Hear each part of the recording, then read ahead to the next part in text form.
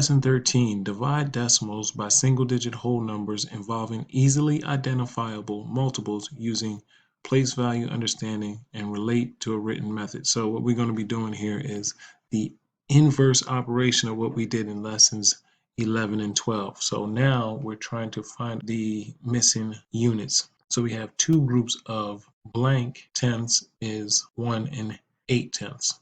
So we know that we have 18 tenths. 1 and 8 tenths can be renamed as 18 tenths. If we have two groups of what? We have to double this number here to get to 18 tenths. So we can take 18 tenths and cut it in half.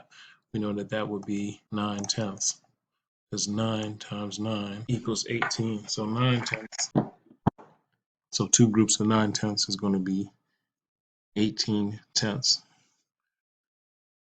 And our answer here would be 9 tenths in decimal form or standard form.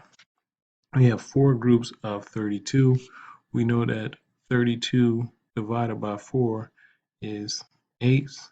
So four groups of 8 hundredths is going to be 32 hundredths. And since we have four groups of 8 hundredths, and we know that's 32 hundredths, we're just going to rewrite that as hundredths.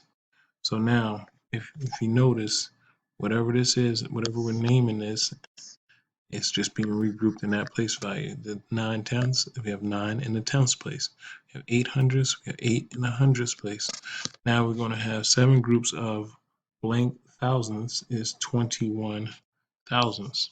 So 7 times what equals 21, or 21 divided by 7 equals what? We know it's 3 thousandths.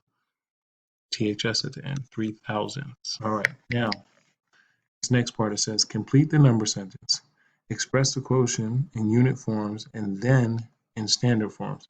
So we have to find out what we're completing the number sentence.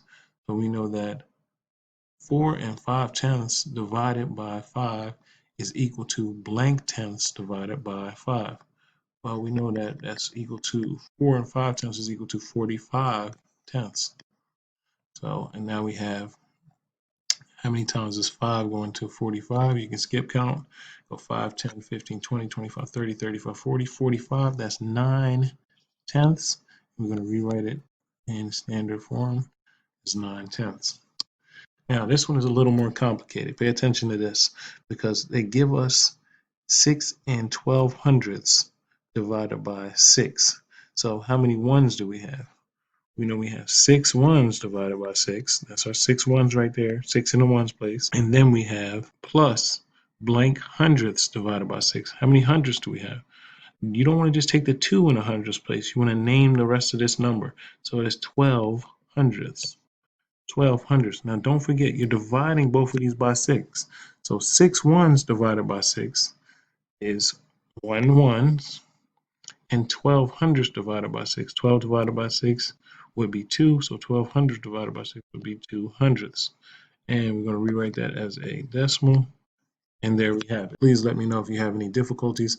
If you just remember, you're renaming the number, in this case, from 4 and 5 tenths to 45 tenths because it's much more manageable when you're dividing by 5. Hopefully this helps. If it does not help, please remind me tomorrow to go over similar questions so that you can approach mastery of the skill.